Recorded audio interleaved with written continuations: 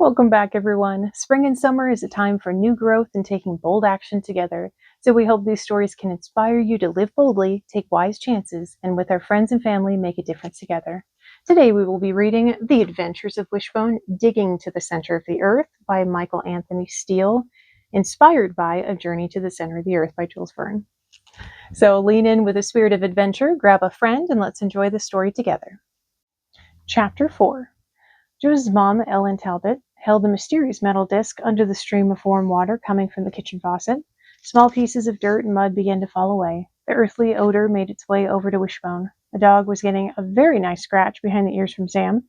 She and Joe were sitting at the kitchen table, enjoying a couple of glasses of lemonade. Sam had always been the best at ear scratching, but the smell coming from the kitchen sink pulled the dog away from Sam. He went over the kitchen counter next to Ellen. Wishbone raised himself up and placed his two front paws on the edge of the counter. No one else does that, huh, Pup? That's exactly what he does. He tried to get a better look at the action, as well as a better smell. Well, Mrs. Talbot? David asked. He was standing on the other side of Joe's mom.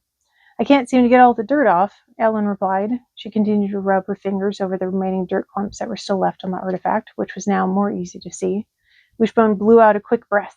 And why would you want to get all the dirt off? He asked. Ellen turned the hot water knob, increasing the water's temperature. The slender, brown-haired woman scraped at the stubborn piece of dirt with her fingernail. Hey, Wishbone's tail wagged. I found the thing. I say we leave the dirt on for added flavor.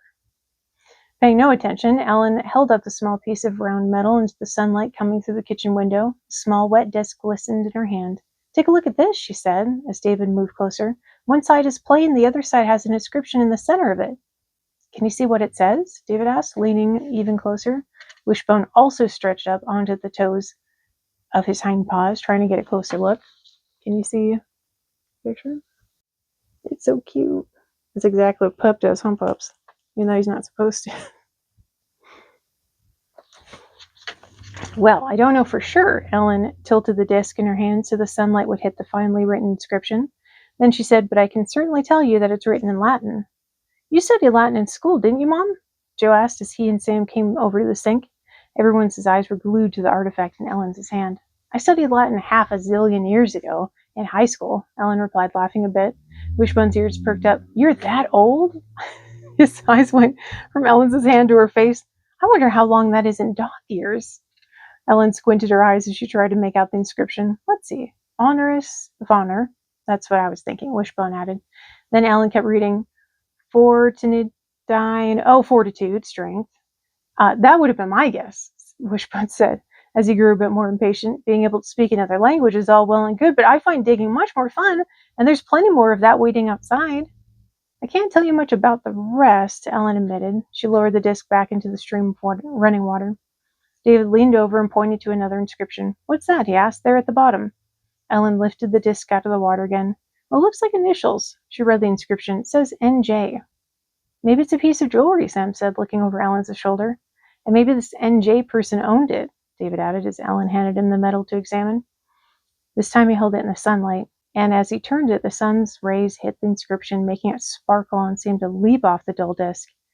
Maybe we found something really rare and valuable. David's eyes lit up as he spoke. Archaeologists dig up cool stuff all the time. They find ancient pottery, tools, even animal fossils right under the ground we walk on every day. I know, but this is Oakdale, not Egypt, or some really old place like that, Joe added. Hey everyone, Sam said. Face it, we don't know for sure until we find out what exactly this is. What do we do next? Wishbone barked. Exactly. What we've been doing, people. Let's go back outside and keep digging up the original site. He wagged his tail wildly. Read my lips. Dig. Dig. Ellen knelt down and opened the double doors under the sink. She began to rummage through the cabinet. Wishbone dropped his front paws to the floor. No, Ellen, Wishbone barked again. Dig in the hole, not in the cabinet. He sighed and turned in a circle. No one ever listens to the dog. That's what Pup says, huh? Seeing that Wishbone was alarmed, Sam knelt and rubbed him behind one ear. What's wrong, boy? Maybe you're just excited. You might have finally found something valuable this time. Oh, that's rude. It's all valuable. Sam's scratching made Wishbone forget about his communication problem. Instead, he stuck out his chest proudly. That's me and my nose, he said, boldly going where no dog has gone before. Ellen pulled a small, funny-smelling metal container out of the cabinet. She set it on the countertop. She then opened a cabinet above the counter and took out a small white bowl. Wishbone watched as she opened the funny-smelling can and poured its even worse-smelling blue liquid into the bowl. "What's that?" Sam asked. "Well, since this disc might be a piece of jewelry, I thought I'd try some jewelry cleaning solution," Ellen replied. David handed her the metal disc, and she dipped it into the solution. Don't expect me to put that thing back in my mouth," Wishbone said, placing his front paws on the cabinet at the sink. Ellen took a small cloth and began to rub it over the surface of the mysterious disc. She made sure to keep the piece in the solution the whole time. Everyone watched as most of the remaining dirt fell away from the now brighter piece of metal. The many tiny particles of dirt that had clogged its tiny crevices dissolved or fell to the bottom of the bowl. The inscription became easier to see. David peered into the bowl. "I think the solution is working," he said excitedly. Wishbone watched as Ellen continued to rub the disc with the cloth. She then raised it out of the bowl and held what looked like an entirely different object into the light of the sun. The inscription glistened more brightly off of the wet, golden background. Wishbone turned to see a small golden circle dance across the opposite kitchen wall as the tiny disc reflected the afternoon sun. Ellen examined the disc a bit closer. Using one of her fingernails this time instead of scraping off dirt, she pressed it hard into an edge of the piece. She pulled it away to reveal a small dent left by the pressure of her fingernail. "It's soft," she said, examining the dent. "I think this piece is gold." "Gold?" David asked excitedly. Wishbone gave a small bark. "Hot diggity dog!" "Hey, maybe it's part of some pirate's buried treasure," Joe said, turning to Sam. "Right," she agreed. "But we're not near an ocean." Ellen turned the disc over in her hand. "Well, it's definitely quite a mystery." "I found gold!" Wishbone said. "I'm rich!" Wishbone circled on the kitchen floor. His mind raced. Just think of all the things he could buy with his new fortune. Let's see. I could get some more tennis balls, even some more chew toys. Mine are kind of soggy. He looked up at Joe and Ellen. "Don't worry. This rich dog won't forget about you two. I'm going to buy each of you your very own special, one-of-a-kind tug-of-war ropes. That way you can play tug-of-war with your favorite dog, me." His tail wagged wildly. "Isn't it great?" "I bet that inscription holds the key to whatever it is," Joe pointed out.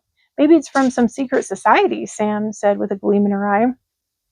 The kids were getting more and more excited about the discovery. Once again, David took the golden disc and examined it closely. "You're right, the inscription could be some kind of code." Smiling, he looked at Joe and Sam, then turned to face Ellen. "Could you translate some more, Mrs. Talbot?" Ellen shook her head. "No, I'm sorry. I wish I remembered more of my Latin." "What are we going to do?" Sam asked. Her sense of excitement seemed to be going away. "Mom," Joe said, "do you still have your old Latin textbook?" "No," Helen answered. Then suddenly an idea came to her head. Her face lighted up. "I just might still have an old Latin dictionary." The kids' hope clearly lifted again. Then it was David's turn to express an idea. "Hey," he said, "let's go to the library and check out some Oakdale history books."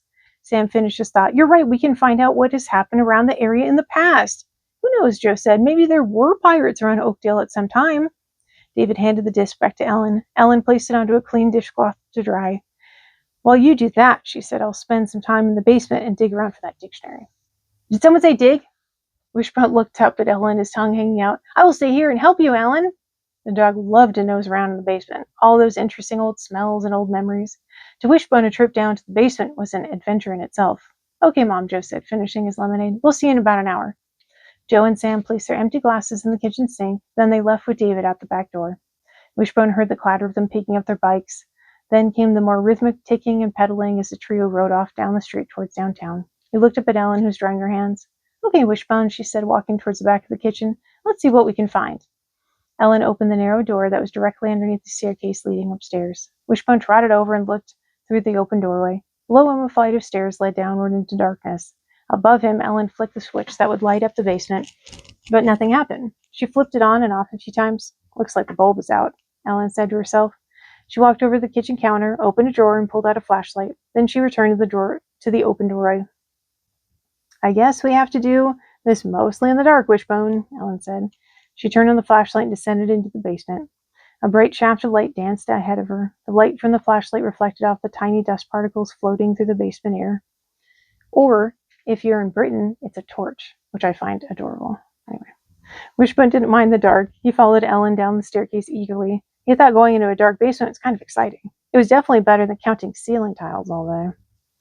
"Cool, a mysterious gold disc. I wonder who it belongs to or what it was made for. Maybe the answers are in the basement at the bottom of those dark stairs. Hey, you know what? Descending into an unknown darkness was just what Professor Lindenbrock had to do." All right, that does it for chapter 4. We'll see you next time for chapter 5.